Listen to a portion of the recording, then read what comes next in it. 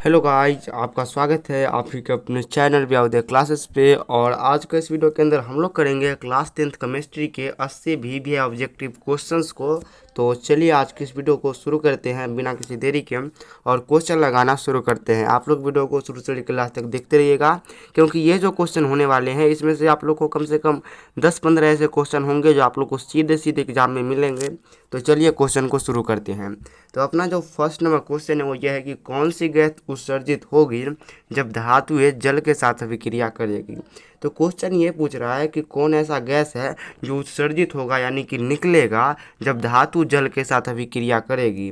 तो जब भी धातु जल के साथ अभिक्रिया करेगी तो हाइड्रोजन गैस निकलेगा यानी कि हाइड्रोजन गैस उत्सर्जित होगी।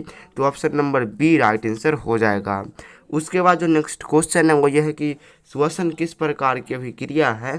तो जो श्वसन है ये एक प्रकार का उपचयन अभिक्रिया है। तो option number A right answer हो जाएगा। और ये जो क्वेश्चन है कि श्वसन किस प्रकार की अभिक्रिया है ये काफ़ी इंपॉर्टेंट क्वेश्चन है, तो आप लोग को याद होना चाहिए। उसके बाद जो नेक्स्ट क्वेश्चन है वो यह है कि इलेक्ट्रॉन के स्थानांतरण से बने यौगिक क्या कहलाते हैं। तो इलेक्ट्रॉन के स्थानांतरण से बने यौगिक को हम लोग विद्युत संयोजी यौगिक कहते हैं। तो option number B right answer हो जाएगा। और इलेक्ट्रॉन के साझेदारी से बने यौगिक को हम लोग सहसंयोजी यौगिक कहते हैं। तो ये भी आप लोग को याद होना चाहिए कि सहसंयोजी किसे कहते हैं और विद्युत सहसंयोजी किसे कहते हैं, दोनों ही आपको पता होना चाहिए। उसके बाद जो नेक्स्ट क्वेश्चन है वो ये है कि 2Cu प्लस ऑक्सीजन और ये अभिक्रिया करके बनता है 2CuO यानी कि कॉपर का ऑक्साइड। तो यह किस प्रकार की अभिक्रिया है। तो इस अभिक्रिया को अगर आप लोग देखोगे तो ये कॉपर अकेला है जो ऑक्सीजन से अभिक्रिया करके यानी कि ऑक्सीजन के साथ जुड़ करके कॉपर का ऑक्साइड बनाता है। तो कोई भी ऐसा अभिक्रिया हो जिसमें क्या हो ऑक्सीजन जुड़े यानी कि ऑक्सीजन का योग हो तो उसे हम लोग कहते हैं ऑक्सीकरण अभिक्रिया। तो option number A right answer हो जाएगा। उसके बाद जो नेक्स्ट क्वेश्चन है वो यह है कि सिल्वर क्लोराइड का रंग कैसा होता है। और ये काफ़ी वीवीआई क्वेश्चन है कि सिल्वर क्लोराइड का रंग कैसा होता है। तो सिल्वर क्लोराइड का रंग श्वेत होता है। तो option number A right answer हो जाएगा।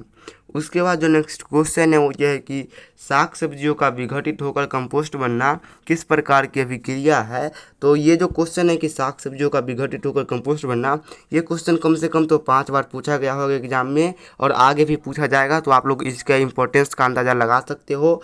तो जो साग सब्जियों का विघटित होकर कंपोस्ट बनने की जो अभिक्रिया है यह अभिक्रिया होती है ऊष्माक्षेपी, यानी कि जब ये अभिक्रिया होता है तो इसमें से ऊष्मा निकलता है। तो इसे हम लोग ऊष्माक्षेपी अभिक्रिया कहते हैं और इसका हो जाएगा राइट आंसर ऑप्शन नंबर सी।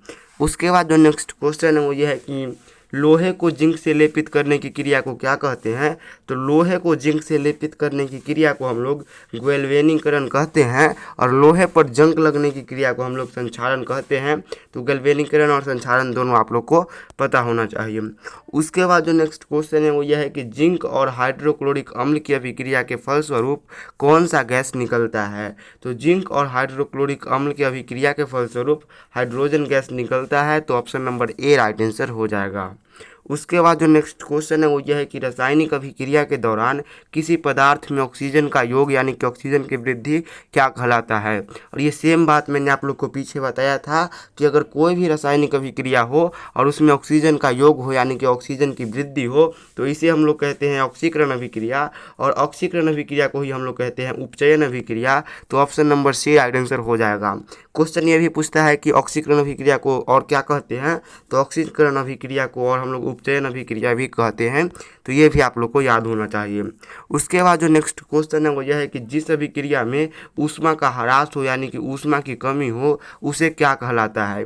तो जिस भी अभिक्रिया में ऊष्मा का ह्रास हो यानी कि ऊष्मा की कमी हो उसे हम लोग ऊष्मा शोषी अभिक्रिया कहते हैं। और जिस अभिक्रिया में ऊष्मा का योग हो यानी कि ऊष्मा की वृद्धि हो उसे हम लोग ऊष्माक्षेपी अभिक्रिया कहते हैं।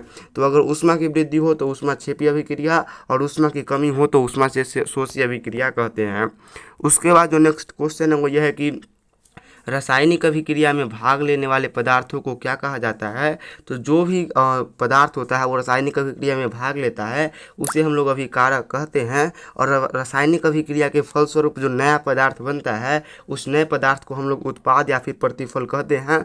तो ये दोनों ही आप लोग को याद होना चाहिए। उसके बाद जो नेक्स्ट क्वेश्चन है वो ये है कि कोई विलयन लाल लिटमस पत्र को नीला बना देता है तो इसका पीएच मान क्या होगा। तो देखिए अगर कोई विलयन है और वो लाल लिटमस पत्र को नीला बना दे रहा है, इसका मतलब वो विलयन क्षार है, क्योंकि क्षार ही एक ऐसा विलयन होता है जो लाल लिटमस पत्र को नीला में बदल देता है। तो यहाँ पे एक विलयन है जो क्या कर रहा है, लाल को नीला में बदल दे रहा है। इसका मतलब जो ये विलयन है ये क्या है, तो ये विलयन क्षार है। और जो क्षार होता है इसका पीएच मान 7 से अधिक होता है। और यहाँ पे अगर आप लोग देखोगे तो 7 से अधिक एक ही है और वो है ऑप्शन नंबर डी में 10। तो ऑप्शन नंबर डी ही राइट आंसर हो जाएगा। और इसी के साथ आप लोग को ये भी पता होना चाहिए कि क्षार का पीएच मान 7 से अधिक होता है, वही जो अम्ल होता है उसका पीएच मान 7 से कम होता है, और जो लवण होता है उसका पीएच मान 7 के बराबर होता है। तो ये तीनों आप लोग को पता होना चाहिए। उसके बाद जो नेक्स्ट क्वेश्चन है वो ये है कि किसी भी उदासीन विलयन का पीएच मान कितना होता है। और उदासीन विलयन को ही हम लोग क्या बोलते हैं, लवण बोलते हैं। तो उदासीन विलयन का पीएच मान 7 के बराबर होता है, यानी कि 7 होता है। तो option number B right answer हो जाएगा।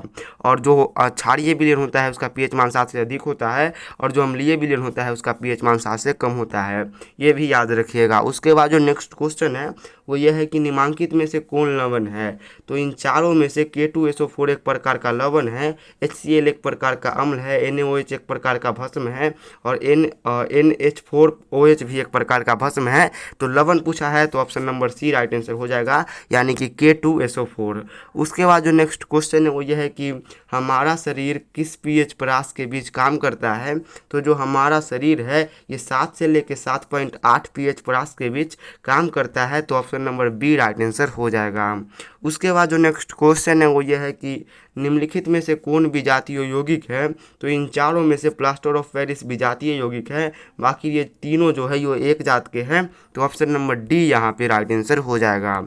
उसके बाद जो नेक्स्ट क्वेश्चन है वो यह है कि निम्नलिखित में से पीएच का कौन सा मान क्षारक विलयन के पीएच मान को देता है। तो जो क्षारक विलयन होता है उसका पीएच मान 7 से अधिक होता है। और इन चारों में से अगर आप लोग देखोगे तो 7 से अधिक है ऑप्शन नंबर डी में, यानी कि 13। तो 13 एक ऐसा पीएच मान है जो क्षारक विलयन के पीएच मान को देता है। तो वही राइट आंसर होगा। उसके बाद जो नेक्स्ट क्वेश्चन है वो यह है कि निम्नलिखित में से पीएच का कौन सा मान क्षारक विलयन के पीएच मान को देता है। ये क्वेश्चन 2 बार नहीं लिखा गया है। यहाँ पे क्षारक को आप लोग अम्ल समझिए, ठीक है, क्षारक को क्या समझिए, अम्ल। तो क्वेश्चन क्या होगा कि निम्नलिखित में से कौन सा पीएच मान अम्ल विलयन का पीएच मान देता है। तो इन चारों में से जो अम्लीय विलयन का पीएच मान देगा वो 7 से कम होगा, क्योंकि जो अम्लीय विलयन होता है उसका पीएच मान 7 से कम होता है। और यहाँ पे 7 से कम एक ही है और वो है 4। तो ऑप्शन नंबर सी ही राइट आंसर हो जाएगा, ठीक है। और जो लवणीय विलयन होता है उसका पीएच मान कितना होता है, 7 के बराबर होता है। उसके बाद जो नेक्स्ट क्वेश्चन है वो यह है कि मिल्क ऑफ मैग्नीशिया का पीएच मान कितना होता है। तो मिल्क ऑफ मैग्नीशिया का पीएच मान 10.5 के बराबर होता है। तो option number D right answer हो जाएगा। उसके बाद जो नेक्स्ट क्वेश्चन है वो यह है कि जल में घुलनशील भस्म को क्या कहते हैं। तो जल में घुलनशील भस्म को क्षार कहा जाता है। Option number B right answer हो जाएगा। उसके बाद नेक्स्ट क्वेश्चन यह है कि दांतों को साफ करने के लिए जिस टूथपेस्ट का उपयोग किया जाता है वह टूथपेस्ट कैसा होता है। तो दांतों को साफ करने के लिए हम लोग जिस टूथपेस्ट का उपयोग करते हैं वो टूथपेस्ट क्षारीय होता है। तो option number B right answer हो जाएगा। उसके बाद जो नेक्स्ट क्वेश्चन है वो यह है कि शुद्ध जल का पीएच मान कितना होता है। तो जो शुद्ध जल होता है उसका पीएच मान 7 के बराबर होता है, यानी कि लवण के बराबर होता है। तो option number B right answer हो जाएगा। उसके बाद जो नेक्स्ट क्वेश्चन है वो यह है कि निम्नलिखित में से कौन आयन लाल लिटमस पत्र को नीला कर देता है। तो अगर लाल को नीला करता है तो वो क्या होगा, क्षार होगा। और क्षार में OH माइनस आयन पाया जाता है। तो ये OH minus ion option number B में है। तो option number B right answer हो जाएगा। उसके बाद जो नेक्स्ट क्वेश्चन है वो यह है कि ऑक्जेलिक अम्ल का प्राकृतिक स्रोत निम्नलिखित में से कौन है। तो अगर आप लोग को ऑक्जेलिक अम्ल प्राकृतिक स्रोत के द्वारा पाइए तो वो टमाटर में पाया जाता है, यानी कि टमाटर ही उसका स्रोत है। तो option number B right answer हो जाएगा। उसके बाद जो नेक्स्ट क्वेश्चन है वो ये है कि लौंग तेल किस प्रकार का सूचक है। तो जो लौंग तेल होता है वो क्या होता है, गंधीय सूचक होता है, यानी कि उसके गंध से पता करते हैं कि कोई विलयन अम्लीय है या फिर क्षारीय है या फिर क्या है, ये लोग हम लोग उसके गंध से ही पता करते हैं। उसके बाद जो नेक्स्ट क्वेश्चन है वो ये है कि अमोनिया क्लोराइड कैसा होता है। तो जो अमोनिया क्लोराइड होता है वो अम्लीय होता है, यानी कि उसका पीएच मान क्या होगा, 7 से कम होगा। तो option number A right answer हो जाएगा। उसके बाद नेक्स्ट क्वेश्चन ये है कि सिट्रिक अम्ल किस में पाया जाता है। तो जो सिट्रिक अम्ल है ये पाया जाता है संतरा के अंदर, ठीक है। तो option number B right answer हो जाएगा। उसके बाद नेक्स्ट क्वेश्चन ये है कि दही में कौन सा अम्ल पाया जाता है। तो दही में पाया जाता है लैक्टिक अम्ल। तो ऑप्शन नंबर बी यहाँ पे राइट आंसर हो जाएगा। और जो टार्टरिक अम्ल होता है ये इमली में पाया जाता है। सिट्रिक अम्ल पाया जाता है क्या बोलते हैं, नींबू में या फिर संतरा में। और जो एसेटिक अम्ल है ये पाया जाता है एसिटिक अम्ल पाया जाता है अमोनिया में शायद, ठीक है। उसके बाद जो नेक्स्ट क्वेश्चन है वो ये है कि अम्ल का पीएच मान कितना होता है। तो जो अम्ल होता है उसका पीएच मान 7 से कम होता है। और जो क्षार होता है उसका पीएच मान 7 से अधिक होता है। और जो लवण होता है उसका पीएच मान कितना होता है, तो 7 के बराबर होता है। ये तीनों ही इंपॉर्टेंट है और तीनों ही आपको याद होना चाहिए। उसके बाद जो नेक्स्ट क्वेश्चन है वो ये है कि निम्नलिखित में से कौन भस्म नहीं है। तो इन चारों में से NaCl एक भस्म नहीं, एक लवण है, बाकी ये तीनों के तीनों क्या है, तो एक प्रकार के भस्म है। ये आप लोग को पता होना चाहिए। उसके बाद जो नेक्स्ट क्वेश्चन है वो ये है कि अम्ल और क्षार आपस में अभिक्रिया कर क्या बनाते हैं। और ये काफ़ी भी है, आप लोग समझ लो। तो जो अम्ल और क्षार है ये आपस में क्रिया करके लवण बनाते हैं। तो option number C right answer हो जाएगा। उसके बाद जो नेक्स्ट क्वेश्चन है वो ये है कि निम्नलिखित में से कौन प्राकृतिक सूचक है। तो इन चारों में से हल्दी प्राकृतिक सूचक है, यानी कि हल्दी को प्राकृतिक रूप से प्राप्त किया जाता है। बाकी ये जो 3 सूचक है ये खुद से इंसान बनाता है। तो option number A right answer हो जाएगा। उसके बाद जो नेक्स्ट क्वेश्चन है वो ये है कि निम्नलिखित में से कौन एक उपधातु है। तो इन चारों में से कार्बन एक नहीं, कार्बन तो अधातु हो जाएगा। तो इन चारों में से अगर हम लोग देखें तो उपधातु तो कोई नहीं है, लेकिन अगर हम लोग अधातु देखें तो कार्बन अधातु है। बाकी ये तीनों के तीनों धातु है। तो option number A right answer हो जाएगा। उप को आप लोग अधातु समझिएगा। उसके बाद जो नेक्स्ट क्वेश्चन है वो ये है कि निम्नलिखित में से कौन उपधातु है। तो इन चारों में से गैलियम उपधातु है। तो option number C right answer हो जाएगा। बाकी जिंक क्या है, तो जिंक एक प्रकार का धातु है, कैल्शियम भी धातु है, और जो कार्बन होता है ये अधातु होता है। उसके बाद जो नेक्स्ट क्वेश्चन है वो ये है कि जिंक ब्लेड किस धातु का अयस्क है। तो जो जिंक ब्लेड है ये जिंक धातु का अयस्क है। तो option number D right answer हो जाएगा। उसके बाद जो नेक्स्ट क्वेश्चन है वो ये है कि कौन विद्युत का सर्वोत्तम सुचालक है, यानी कि किससे होकर के बिजली बहुत ही अच्छे तरीके से जा सकती है, किसका तार बनाए जिससे बिजली बहुत आसानी से जा सकती है, प्रवाहित हो सकती है। तो इन चारों में से Ag यानी कि चांदी, Ag का सूत्र होता है चांदी। तो कहीं पे भी Ag लिखा हुआ हो तो इसका मतलब समझिएगा कि वो चांदी लिखा है। तो Ag जो है वो विद्युत का सर्वोत्तम सुचालक होता है। तो option number B right answer हो जाएगा। और ये क्वेश्चन भी आई है। उसके बाद जो नेक्स्ट क्वेश्चन है वो ये है कि निम्नलिखित में से कौन उपधातु है। तो इन चारों में से सोडियम एक उपधातु है। तो option number D right answer हो जाएगा। उसके बाद नेक्स्ट क्वेश्चन ये है कि पीतल क्या है। तो पीतल एक प्रकार का मिश्र धातु है। तो option number D right answer हो जाएगा। उसके बाद जो नेक्स्ट क्वेश्चन है वो ये है कि निम्नलिखित में से कौन पदार्थ ऑक्सीजन से सहयोग नहीं करता है। तो इन चारों में से गोल्ड यानी कि सोना एक ऐसा पदार्थ होता है जो ऑक्सीजन से सहयोग यानी कि ऑक्सीजन से अभिक्रिया नहीं करता है। तो option number B right answer हो जाएगा। उसके बाद नेक्स्ट क्वेश्चन ये है कि शुद्ध सोने को व्यक्त किया जाता है। तो जो शुद्ध सोना होता है उसे 24 कैरेट में व्यक्त किया जाता है। तो option number B right answer हो जाएगा। और जिस सोना से क्या होता है कि आभूषण बनता है, यानी कि गहना बनाने वाला जो सोना होता है वो 22 कैरेट का होता है। तो अगर ये क्वेश्चन पूछा जाए कि गहना बनाने वाला सोना कितने कैरेट का होता है, तो आप लोग आंसर देना 22 कैरेट। उसके बाद जो नेक्स्ट क्वेश्चन है वो ये है कि कौन सा उपधातु नहीं होगा, ये अधातु होगा। तो कौन सा अधातु कमरे के ताप पर द्रव के रूप में पाया जाता है। तो ब्रोमीन एक ऐसा अधातु है जो कमरे के ताप पर क्या होता है, तो द्रव के रूप में पाया जाता है। तो option number A right answer हो जाएगा। और वही क्वेश्चन ये पूछे कि क्वेश्चन ये पूछे कि कौन सा धातु कमरे के ताप पर द्रव अवस्था में पाया जाता है। तो अगर क्वेश्चन धातु पूछे तो आप लोग का आंसर पारा होगा, और क्वेश्चन अधातु पूछे तो आप लोग का आंसर ब्रोमीन होगा। उसके उसके बाद जो नेक्स्ट क्वेश्चन होगा वो ये होगा कि पोटेशियम यानी कि जिसे हम लोग के से सूचित करते हैं उसकी परमाणु संख्या क्या होती है। तो पोटेशियम की परमाणु संख्या होती है 19। तो option number A right answer हो जाएगा। उसके बाद जो नेक्स्ट क्वेश्चन है वो ये है कि गंधक की परमाणु संख्या कितनी होती है। तो जो गंधक होती है उसे हम लोग सल्फर कहते हैं और सल्फर की परमाणु संख्या 16 होती है। तो option number C right answer हो जाएगा। उसके बाद नेक्स्ट क्वेश्चन ये है कि CHO क्रियाशील मूलक को क्या कहते हैं। तो CHO क्रियाशील मूलक को एल्डिहाइड कहा जाता है। तो option number B right answer हो जाएगा। उसके बाद जो नेक्स्ट क्वेश्चन है वो ये है कि सबसे कठोरतम तत्व क्या है। तो सबसे कठोरतम तत्व हीरा होता है। दुनिया में इससे कठोर तत्व कुछ नहीं होता है। तो option number B right answer हो जाएगा।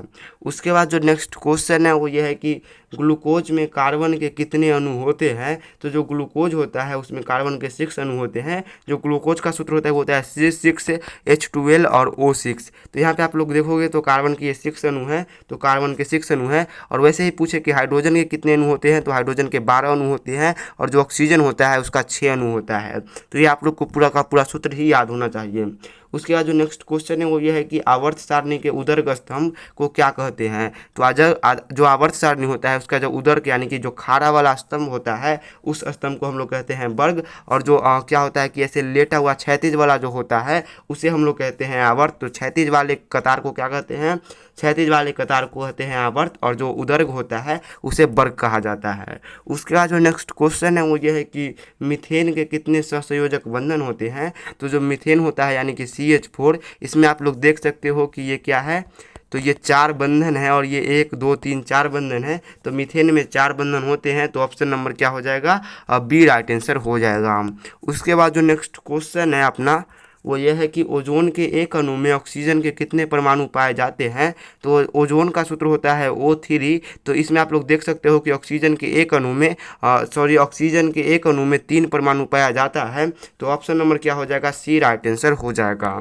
उसके बाद जो नेक्स्ट क्वेश्चन है वो ये है कि आवर्त सारणी में कितने आवर्त होते हैं। तो जो आवर्त सारणी होता है उसमें आवर्तों की संख्या 7 होती है और वर्गों की संख्या पूछा जाए तो वो 18 होती है। आवर्त कितना होता है 7 और वर्ग कितना होता है 18। ये दोनों आपको याद होना चाहिए। उसके बाद जो नेक्स्ट क्वेश्चन है वो ये है कि अयस्क से धातुओं की निष्कासन की क्रिया को क्या कहते हैं। और ये काफ़ी इंपॉर्टेंट क्वेश्चन है कि अयस्क से धातु की निष्कासन की क्रिया को क्या कहते हैं। तो अयस्क से धातु के निष्कासन की क्रिया को धातुक्रम कहा जाता है। तो option number B right answer हो जाएगा। उसके बाद जो अपना 52 नंबर क्वेश्चन है वो ये है कि कौन सी अधातु विद्युत का सुचालक होता है। तो इन चारों में से अधातु एक ऐसा अधातु है ग्रेफाइट जो क्या करता है तो विद्युत का सुचालक होता है। तो option number A right answer हो जाएगा। और मैं आप लोग को बता दूं कि जो कोई सा भी अधातु होता है यानी कि दुनिया में जितने भी अधातु है वो सारे के सारे अधातु ऐसे होते हैं जिससे विद्युत क्या होता है जो विद्युत का कुचालक होता है। सिर्फ और सिर्फ ग्रेफाइट एक ऐसा अधातु है जो विद्युत का सुचालक होता है।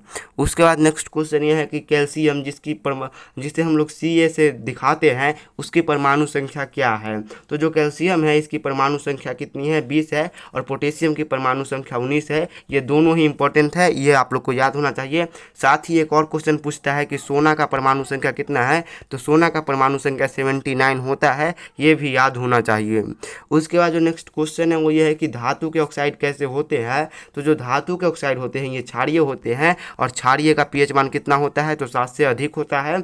और जो अधातु के ऑक्साइड होते हैं ये अम्लीय होता है और अम्लीय का pH मान 7 से अधिक होता है और उदासीन विलयन का pH मान 7 के बराबर होता है। ये आप लोग को याद होना चाहिए। उसके बाद जो नेक्स्ट क्वेश्चन है वो ये है कि प्रोपेन का आणविक सूत्र C3H8 है और इसमें कितने सहसंयोजक बंधन हैं। तो जो प्रोपेन का सूत्र है C3 और H8 इसमें जो होता है इसमें 10 सहसंयोजक बंधन होते हैं। तो option number D right answer हो जाएगा।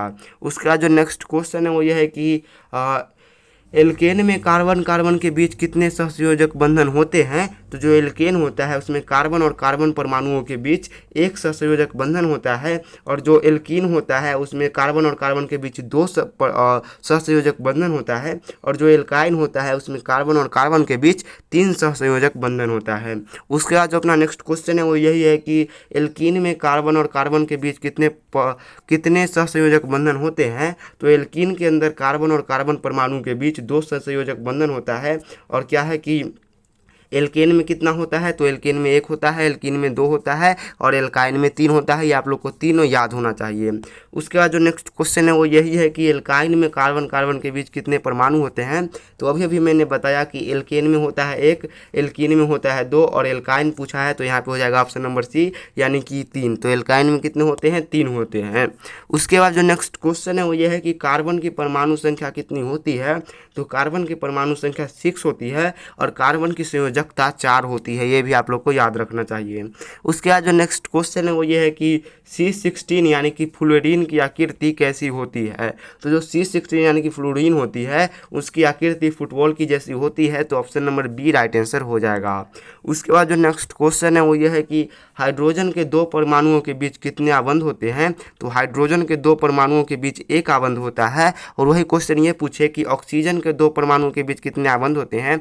तो ऑक्सीजन के 2 परमाणुओं के बीच 2 आबंध होते हैं। और क्वेश्चन ये भी पूछता है कि नाइट्रोजन के 2 परमाणुओं के बीच कितने आबंध होते हैं। तो नाइट्रोजन के 2 परमाणुओं के बीच 3 आबंध होते हैं यानी कि 3 आबंध होते हैं। तो हाइड्रोजन के कितने होते हैं, 1 होते हैं, ऑक्सीजन के 2 होते हैं और नाइट्रोजन के 3 होते हैं। ये तीनों ही इंपॉर्टेंट है और तीनों ही याद रहना चाहिए।